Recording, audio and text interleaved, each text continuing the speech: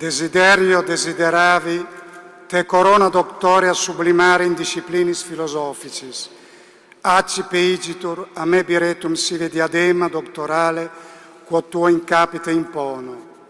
Ho desiderato fortemente elevarti alla scienza della filosofia, cingendoti con la corona dottorale. Ricevi dunque dalle mie mani il tocco dottorale che ora pongo sul tuo capo. Il magnifico rettore prende il libro. Il libro scelto è un esemplare unico dei principi della Magna Carta Universitatum nelle lingue latina, inglese e birmana. La Magna Carta delle Università Europee, che ha festeggiato quest'anno il suo 25° anniversario, enuncia i principi fondamentali di libertà di pensiero, di conoscenza, di ricerca e di insegnamento propri di un'istituzione universitaria in sintonia con l'evoluzione della società. Il documento venne siglato per la prima volta il 18 settembre 1988 nell'Aula Magna di Santa Lucia dell'Università di Bologna, da 388 rettori di atenei europei ed extraeuropei. Ad oggi sono oltre 776 le università di tutto il mondo che hanno sottoscritto il testo. Il rettore porgerà il libro prima chiuso, poi aperto. Il libro chiuso significa che la signora Aung San Suu Kyi possiede la conoscenza. Il libro aperto significa che ella può portare quella conoscenza nella società, con la parola e con l'azione.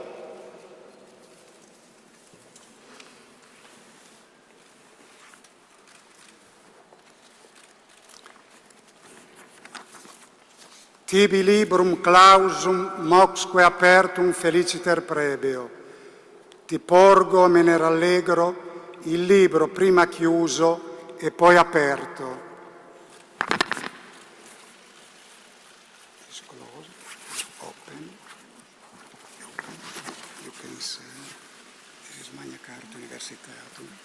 We have 3 pages. Is Latin, English, and Berlin.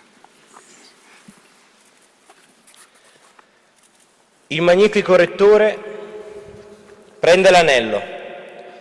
L'anello simboleggia nella tradizione medievale l'alleanza del neodottore con la comunità scientifica. Su un anello è impresso il simbolo dell'Università di Bologna.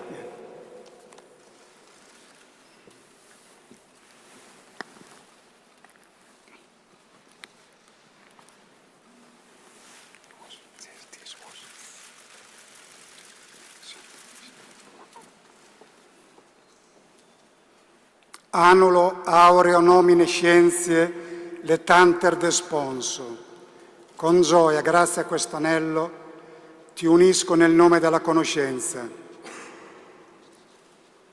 Il magnifico rettore pronuncia le parole del Signum Pacis. Tibi denique pacis osculum exhibendo, o tu sic insignitet laureata, feliciter coroneris. Ecco infine l'abbraccio della pace, perché così, insignita laureata, tu goda la gioia di questa corona.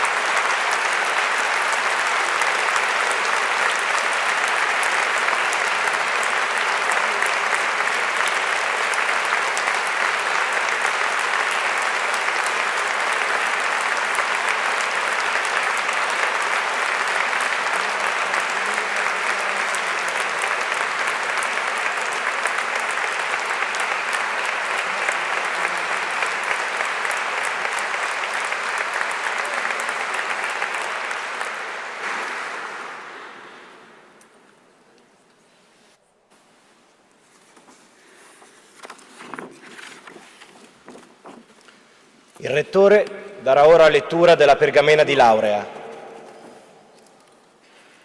Ecco, esattamente, siccome è già stata conferita nel 2000, sarà semplicemente quella consegna che non è stata possibile allora, ed è a firma del Rettore di allora e delle autorità di allora, compreso il preside di facoltà Walter Teghe.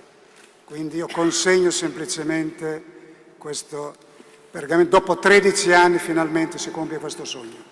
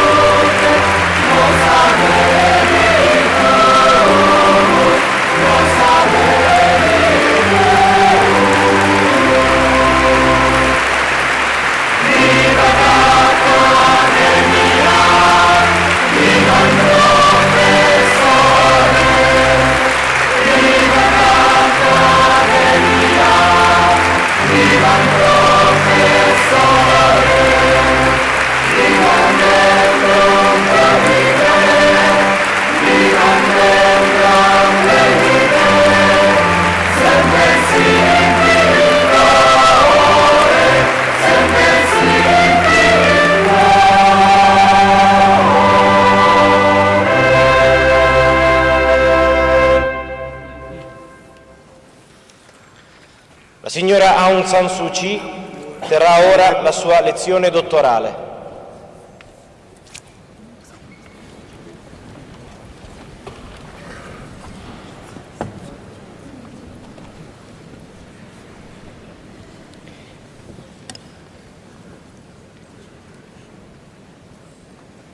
Needless to say, it is a great honor for me to be among you today and to have been awarded this honorary doctorate in philosophy. Can you hear me? Yes, I said yes. It is always a pleasure and an honor to be in any university because we in Burma have great respect for learning. We believe that learning and wisdom is the way to salvation. This is why, in my country, as we seek political reform, we seek educational reform as well. The kind of reform that will elevate the minds, the hearts, and the spirit of our people. I have chosen to speak today at the ceremony on self and others in politics. I have chosen to speak about politics because I'm a politician. In some parts of the world, in my country as well, some look upon politicians as a breed that must be avoided or criticized as much as possible. But I think I agree with my father, who said that there was no such thing as bad politics, but there can be bad politicians. In a country like mine, seeking to walk a new path in politics, that is to say, the path of democracy after many decades under military dictatorship, I would like to remind my audience here that my country was under a military dictatorship in some form or the other for half a century. That is a very long time in which a whole culture of politics could not only be changed but destroyed. At this moment, we are in the process of trying to revive a new kind of politics, one that is based on care for the majority of the people, based on principles of honesty and principles of caring for the citizens rather than for those in government. Self and others becomes a challenge whenever we enter the field that is of politics, that is to say, the field of public life. Because self is an individual and others are many. Our world today is full of troubles and challenges. Our world today is full of hatred and violence. And again, I'm troubled by the focus on what is negative rather than what is positive. It was mentioned early that my father was assassinated by political opponents who did not wish for independence of our country. With all due respect, I must disagree with this. I do believe that the men who had my father assassinated also believed in independence for our country. But they believed in getting to the goal that they wished to reach in any way possible. That is to say, they had different opinions on how to achieve independence from my father and others who believed that independence had to be gained in the right way. Independence had to be gained with the honor of our country and our people intact. In politics, as in other matters, it is not just the goal that is important, but the means that we choose to achieve this goal. As we proceed towards the goals that we have set for ourselves, whether we put self before others or others before self, will decide what the outcome eventually will be.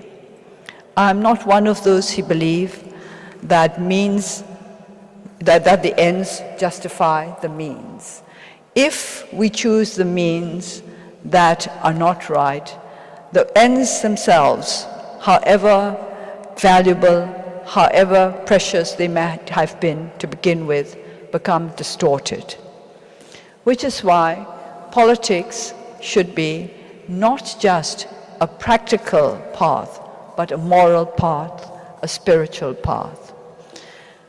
I have said, and this has been quoted today in the citations, that ours has to be a revolution of the spirit.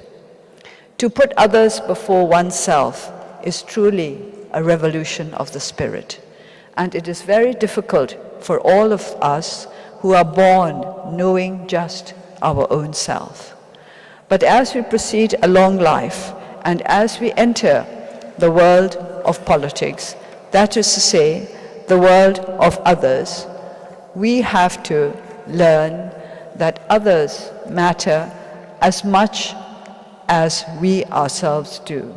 It is only by enhancing the lives of others that we can enhance our own lives, because we live in a world where we cannot escape from our association with our other fellow human beings. In my religion, Buddhism, we are taught that the self does not in effect exist. It is a perception that is basically false. This is because our religion wants to teach us that to put self before others detracts from the quality of the existence of all sentient beings. In my country today, there is much conflict. There are ethnic conflicts, there are communal conflicts.